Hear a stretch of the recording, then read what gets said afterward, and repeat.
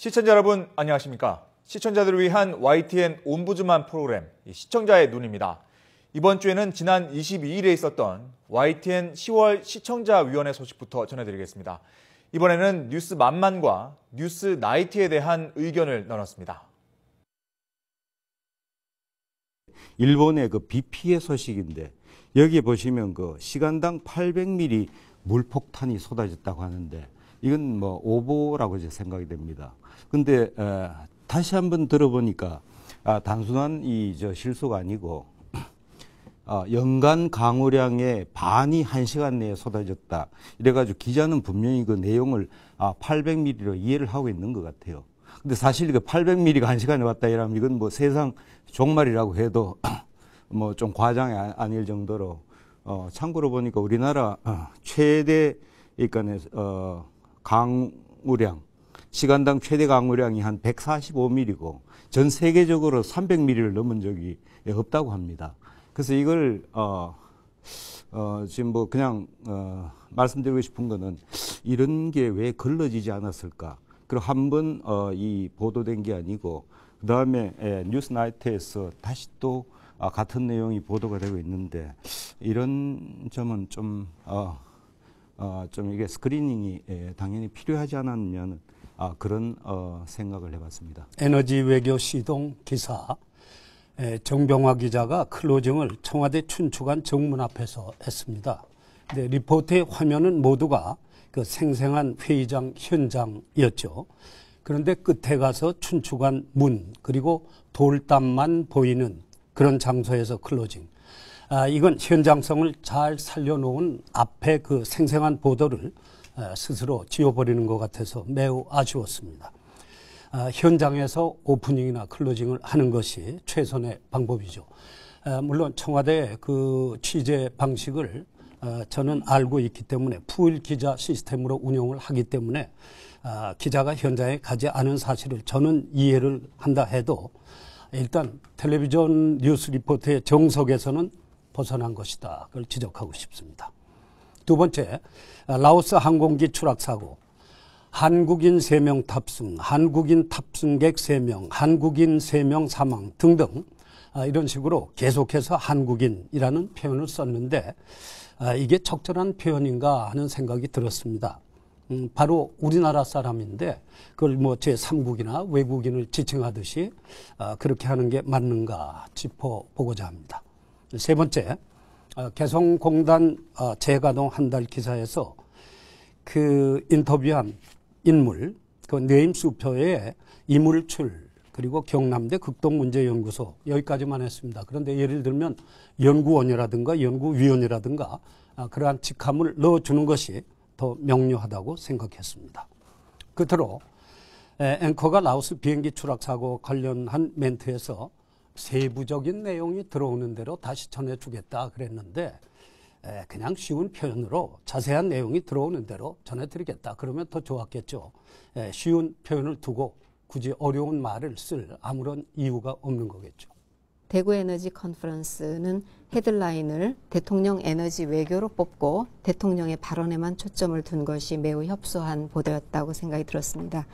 이번 월드 에너지 컨퍼런스에서는 에너지 총회도 열렸고 에너지 장관 회의를 신설하기로 했고 또 의제도 지속 가능한 미래 에너지 확보라든지 에너지 기술의 교류, 에너지 안보, 에너지 외교, 에너지 비즈니스 협력의 장 제공 이런 여러 가지 측면이 있는 중요한 회의였는데 회의 자체에 대한 소개가 별로 없고 대통령의 발언에만 초점을 둔 것이 이해가 가지 않았습니다.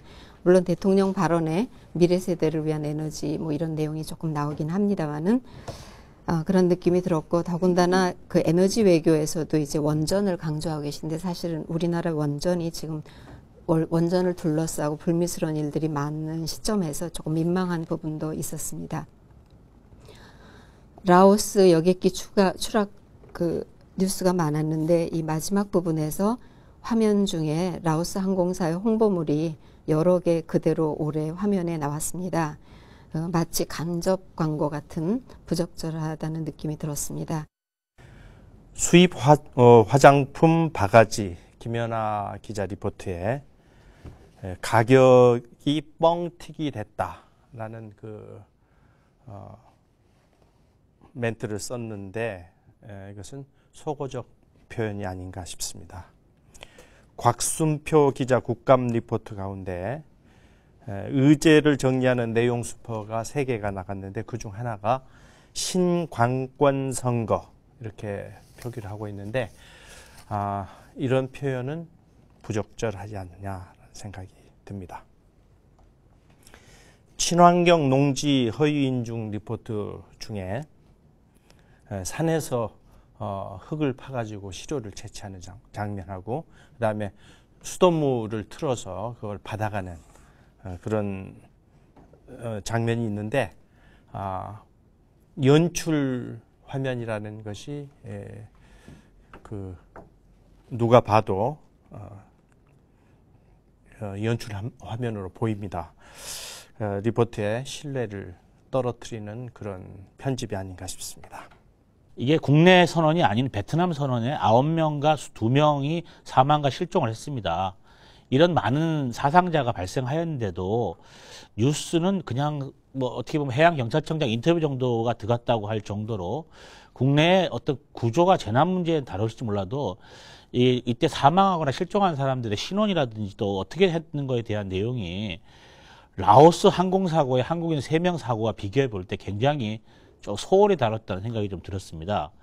이게 인명의 소중함은 국적과 관련 없이 굉장히 소중한데 마치 뭐 샌프란시스코 공항에서 우리나라 비행기가 떨어졌을 때 거기 관련된 지역 방송의 보도처럼 YTN이 하면 안 되겠죠. 그래서 이런 문제에 대해서 11명의 사망과 실종자가 있었다면 조금 신원 문제나 이런 문제에서 조금 신중히 다뤄야 될 부분이 있다고 저는 생각을 합니다. 그다음 두 번째로 또 문제는요. 그 배가 침몰한 곳이 영일만 북방파제라고 하는데 지도상에 어딘지를 참 알기가 어려웠습니다.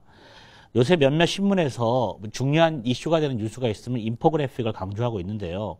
그 방송도 그 화물선이 침몰한 장소를 좀 그래픽으로 조금 보여주고 어떻게 자초했는 거에 대한 이런 그림들이 조금 배경이 나와야 되는데 이게 제가 알기로 그 뉴스가 진행되고 있는 오전에 이게 침몰된 거거든요. 그럼 그 정도 충분히 그래픽을 만들어서 조금 장소를 잘 보여줄 수 있는 시점 이런 것들이 좀 소홀했다고 생각을 합니다. 그다음 마지막으로 또 일기 이야기입니다. 뉴스나이트 1부가 끝나칠 무렵에 기상캐스터가 날씨를 1분 뒤에 확인하시죠라는 멘트를 했습니다. 저는 뉴스와 일기예보 사이에 1분 후에 뉴스 광고를 나가고 난 다음에 날씨를 알려준다는 것은 제가 아마 처음 본 것 같습니다.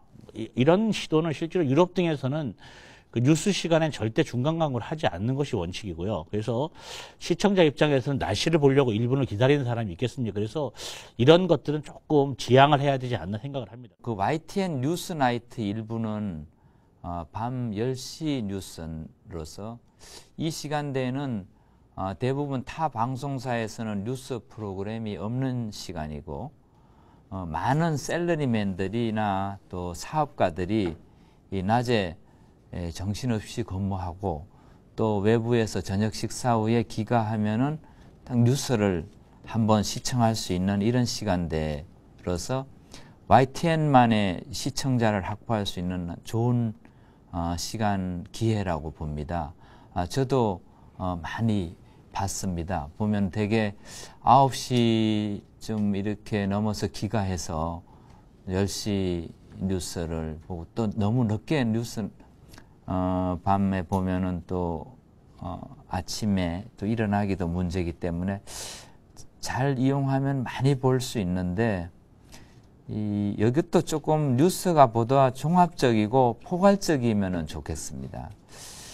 특히 이제 경제 관련, 글로벌 뉴스 관련, 국제 뉴스 이런 부분이 좀 포함되면 좋겠고요. 예를 들면은 주식시장 동향 가지고 상당히 오랜 시간 보도하는 것보다는 경기라든가 금융시장이라든가 일단 경제 전체 거시경제 관련 뉴스 또 세계 뉴스도 무슨 사건도 중요하지만은 세계 경제 동향 관련 뉴스 등도 포함해서 이 종합 뉴스 채널로서 보다 좀 포괄적인 뉴스가 되면은 좋겠다는 생각이 들었습니다.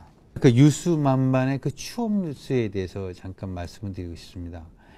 그 다른 방송국에서도 다 같이 그 마치 그 구색 맞추기 식으로의 어떤 그 취업 뉴스 잠깐 그 나왔다가 이렇게 가는 것 같습니다. 근데 그 왜 그 취업 뉴스를 하는 거겠습니까?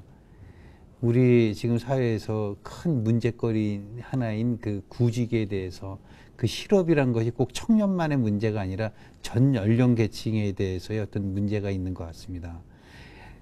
물론 그 많은 시간을 할애하기가 쉽지는 않겠지만 단 1초를 방송을 하더라도 그 듣는 자, 대상자를 위해서 성심성의껏 만들어져야 될 그런 의미가 있지 않나 하는 생각이 듭니다.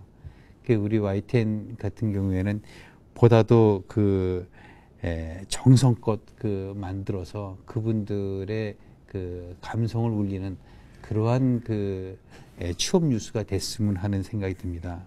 좀 아픈 소리를 하면은 마치 그 자막이 옆에 같이 있는 게 어떤 한 기업의 광고 방송 같은 느낌까지 그 들었고 상당히 좀 언짢은 입장이 좀 들었습니다. 그 일본 마을에 주민 60명이 참변을 당했다는 뉴스의 자막에서 화산 폭발 때 내린 강화 화쇄물이 지속적으로 쌓인 물이 쉽게 빠지는 접착성이 없는 흙이 원인입니다.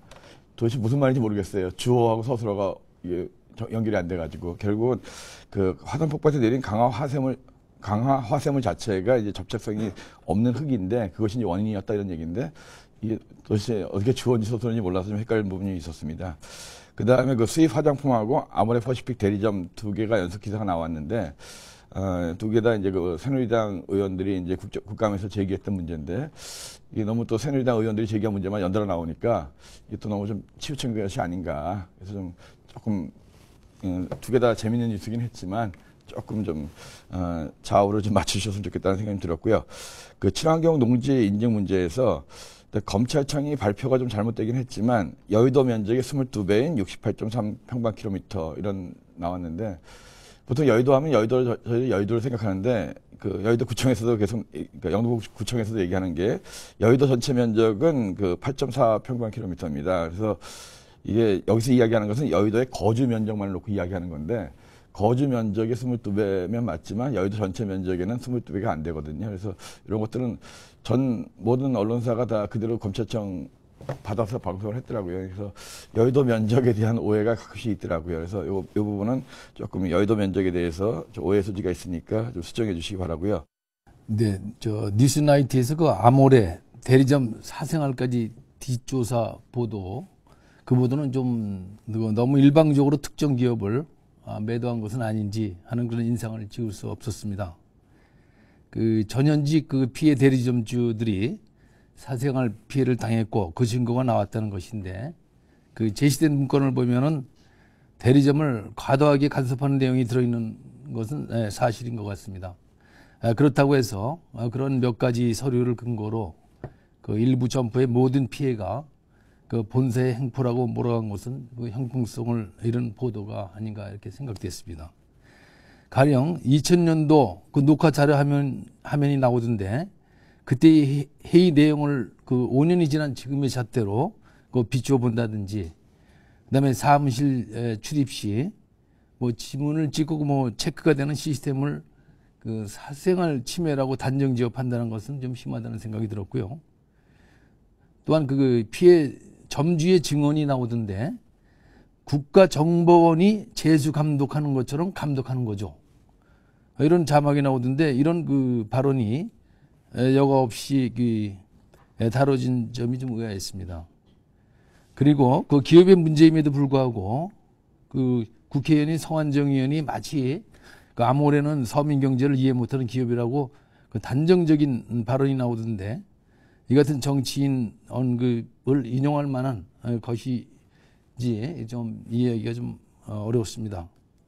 그리고 분명히 본사와 대리점 간의 법적인 관계, 계약이나 약정이 있을 텐데 이에 대한 비교 분석도 없이 일방적으로 대리점 평가 자료의 그 불법성만으로 그 한 중견기업을 일방적으로 매도한 것은 아닌가 하는 생각이 들었습니다. 그 뉴스만판에서 앵커 이름을 표기하는 방식이 위아래로 이렇게 삼각형 형식으로 이름을 적고 있습니다. 이거는 몇 달 전에 이미 김기덕 위원님께서 왜 그렇게 앵커 이름을 적느냐, 알아보기가 힘들다라고 지적을 하셨던 내용입니다. 근데 아직도 안 지켜지고 있어서 저도 이 앵커들 이름이 최수호, 류주현이라는 걸 알기 위해서는 다시 돌려보기를 해서 확인할 수 있었습니다. 한 1초밖에 안 나오는데 너무 붙은 이름이 알아보기가 어렵습니다. 다시 한 번만 살펴봐 주십시오. 그리고 취업 뉴스에서 특정 기업이 아마도 CG를 제작해서 YTN에 제공을 하는 것 같습니다. 왜냐하면 그렇지 않고서는 그 모 회사의 이름이 모든 CG 페이지에 드러나고 끝에는 거의 뭐 YTN과 같은 크기로 그 회사 이름이 나타날 이유가 없거든요. 이것도 제가 몇 달 전에 지적했던 사항입니다. 그런데 그럴 수밖에 없다면 뭐 해명을 해주시면 되고 아니면 수정을 해주셨으면 좋겠습니다. 그리고 문장 쓰기에서도 하지만이라는 접속사만 꼭 주어 뒤에 쓰는 습관이 있어서 이건 영어식이고 좋지 않다고 제가 2번쯤 이미 지적을 2-3번 했습니다. 그런데도 김관진 국방장관 보도에서 김 장관은 하지만 상대적으로 요격 기회가 적은 하는 식으로 문장을 계속 쓰고 있습니다. 이거는 기자들 전체에게 한번 말씀을 해주셨으면 좋겠습니다.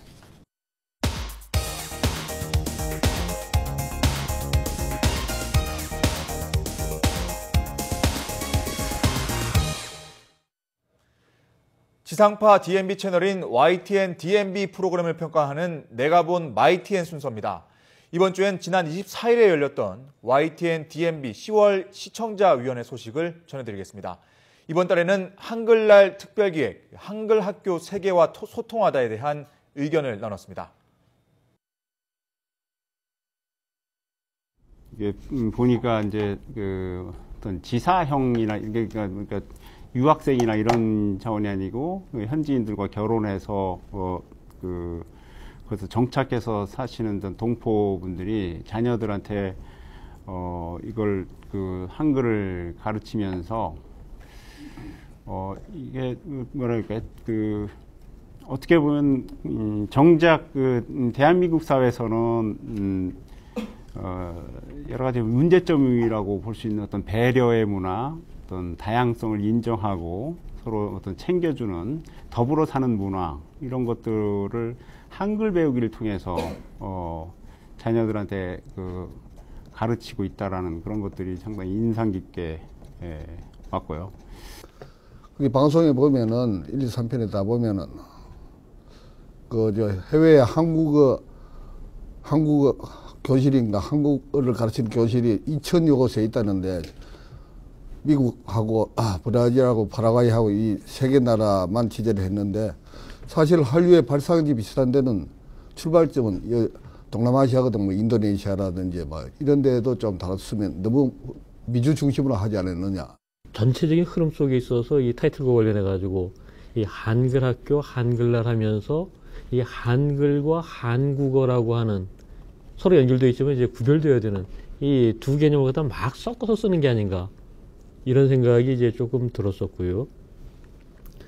그리고 두 번째 그 브라질 편에 있어 가지고서는 이 한류라고 하는 것을 가지고서 어떤 시각적인 효과 같은 것을 앞세워 가지고서 이제 쭉 풀어나가는 그런 식으로 이제 했었는데 뭐 지금 한글학교 수강생이 늘고 있고 뭐 여러 가지 목적에서 한국어를 배우려는 사람들이 늘고 있고 했는데 우리가 생각하는 한류하고는 또 조금 다른 게 이제 막 뒤섞여 있는 느낌이더라고요. 예컨대 뭐 한국 기업이 뭐 자기로서는 마음에 들고 거기에 취업하기 위해 가지고 한국어를 공부한다.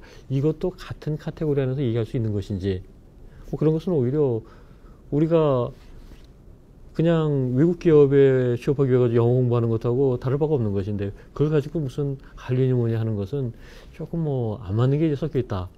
이런 느낌도 들었었고요. 그리고 제가 이 쭉 3부작을 쭉 다 보면서 하나 참 그 인상 깊었던 거는 파라과이의 그 한국인과 파라과이 부모 사이에 난 2세들이 그 미국에 있는 한국 부모 밑에서 자란 아이들보다 한국어 발음을 더 똑똑하게 하더라고요. 제가 깜짝 놀랐는데 역시 보니까 이 제작진들이 그런 걸 대비시키면서 어떤 기획 의도, 그 의도하는 그런 의미가 훨씬 더 이렇게 좀 높게 해줬다고 그렇게 생각을 하고 있습니다. 그러면서 맨 뒤에 뭐가 나왔냐면 독도의 역사 문제 이런 얘기도 조금 나왔고, 또 브라질 편 보니까 한국 유학 문제도 조금 외국인들이 얘기를 하더라고요. 한국 문화를 배우기 위해서 유학을 좀 가고 싶다든지, 또 뭐 관광을 좀 한번 가보고 싶다든지, 이런 키워드들이 다 나왔어요. 그래서 매 편마다 조금씩 그런 사항들, 국가마다 사항들을 해서 국가의 체계적인 지원, 그 다음에 정말로 필요한 게 뭔지, 아까의 팩터들 중에서 이런 것들이 잘 지원이 되면 결국은 우리나라에서 보면 뭐 역사의식이라든지 관광이라든지 또는 뭐 유학이라든지 이런 걸 통해서 국가 경쟁력이 올라갈 수 있다. 이렇게 조금 뒷부분들이 조금 더 나왔었으면 정말 이 프로그램으로서 한글이 이렇게까지 내국인들이 보더라도 이렇게까지 영향을 미칠 수 있는 거구나 라고 하는 면들이 좀 부각이 되지 않았었을까라는 생각이 굉장히 많이 들어요. 그래서 불행 관련해서는 이제 한글 학교를 소재로 했기 때문에 이게 조금 신선했던 것 같아요. 또 한글의 위대성 하면 뭐 이게 안 볼 텐데 한글 학교고 또 여러 가지 그 인터뷰가 아주 다양한 인터뷰가 나와서 이게 뭐 학문적으로 한글을 조명한다 이런 거보다도 사실 오히려 볼거리가 되지 않았나. 물론 보완할 점도 많이 있기는 하지만 그래서 오히려 뭐 관심은 그게 괜찮았던 것 같고요. 그 다음에 이제 학교나 가정에서 이렇게 한국어 교육을 받고 있는 학생들을 이제 취재해서 본보기를 제시한 거기 때문에 조금 이 시각 각도가 달라서 괜찮았던 것 같습니다. 이 프로그램은 그 한글날 특집임에도 불구하고 좀 그렇게 작은 범위를 조금 더 넓혔다라는 생각을 일단 가졌습니다. 그리고 언어와 문화라는 게 사실 분리할 수 없기 때문에 약간 한글학교 세계와 소통하다 이 주제하고 그 각 부별로 내용들하고 약간 처음엔 초점이 좀 어긋난다 이런 생각을 했었거든요. 근데 크게 보면은 이 언어와 문화를 같이 이렇게 융합해서 설명을 하시려고 하는 기획 의도가 있었던 것 같아요. 그래서 그 재미있게 봤습니다, 전반적으로. 그런데 그 상대적으로 부별로 그 초점이나 이런 것들이 조금씩 달라서 그게 좀 부별 차이가 있으면서도 이게 전체 특집으로서 같은 세트인데 전체를 관통하는 그 메시지는 뭐지? 라는 측면에서는 아까 어느 선생님도 말씀하셨던 것 같아요. 조금 약했다라는 생각입니다. 그래서 처음 출발하실 때 뭔가 이 기획 의도랄까 이런 것들을 조금 부각을 좀 시키시고 마무리를 할 때 좀 랩업을 전체적으로 해주시는 이런 구성이었으면 어땠을까라는 생각을 했어요. 그래서 3부는 그런 의미에서 마지막에 그런 마무리를 좀 해주시더라고요. 그런데 상대적으로 1, 2부는 조금 그런 점이 아쉬웠던 것 같고요. 저희가 좀 더 뭐 한 200, 300% 좀 더 준비를 하고 갔으면 좀 더 낫지 않았을까 하는 좀 아쉬움도 들고, 대신에 그 현지 분들이 너무 적극적으로 또 많이 도와주셨고 또 그런 열기들이 그대로 과감 없이 전달돼서 그런 것들이 좀 많이 좀 상쇄된 덕을 좀 보지 않았나 그런 좀 생각이 들고요. 그래서 제가 쭉 추적을 해보니까 전체적으로는 하여간 그 한국의 높아진 위상, 그다음에 그 한글의 그 경쟁력을 많이 느꼈어요. 예를 들면 이제 두 가지 측면이 있는데, 한국의 이제 경제력이 커지면서 한국의 이제 글로벌 기업이 확실히 이제 많이 진출하다 보니까 거기에 대한 그 취업을 하려고 하는 이제 필요성에 의해서 한글을 배워야 되겠다라는 분명히 그런 측면이 있었고, 그다음에 이제 한류가 많이 보급되다 보니까 뭐 노래라든지 드라마에 대한 그 대사를 한번 정말 한글로 한번 배우고 싶다 이런 외국인들의 그 바람도 있어가지고 실제로 굉장히 상당한 나름대로의 열풍이 있었습니다.